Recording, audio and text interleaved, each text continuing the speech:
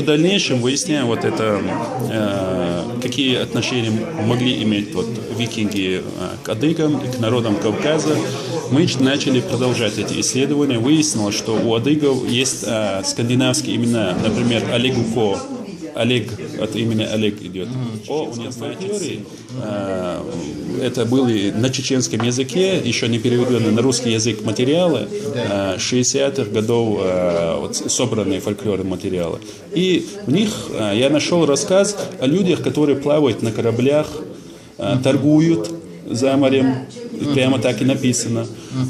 И они живут в равнинной части Чечни и по берегам крупных рек в Чеченской республике живут.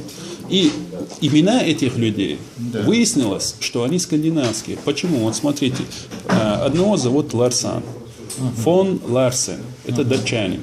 Датчане, вот, скандинавское имя. Другого зовут Бор, Нильс Бор, опять датчанин имя. И другие имена пошли, и этимология скандинавская. И села, в которых живут, по преданиям, эти люди, например, Ноуры.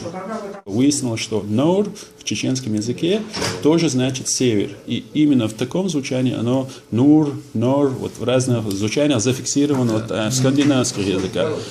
Лексические заимствования, личные имена, топонимы, рассказы о людях, которые плавают на кораблях, торгуют. И постоянно совершают набеги на чеченцев. И мы с ними воюем. Но главное в том, что вот это средневековые аланы, которые живут на Кавказе, среди них были и чеченцы, предки входили в состав этого государства. И тоже мы жили. Да, Яса Алан. В древнерусских летописи говорится о том, что один из князей русских пришел на Кавказ, победил ясов и косогов. Так сказано, да? Ясы это аланы, да. Брат Ярослава Мудрого Мстислава.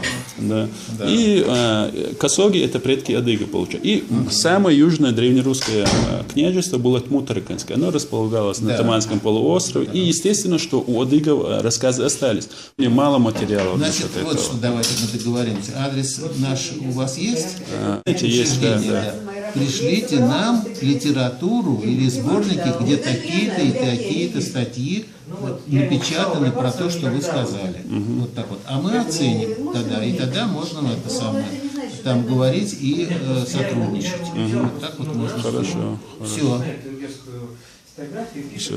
Ну, значит, я действую правильным путем. И да, пока что ошибок нет.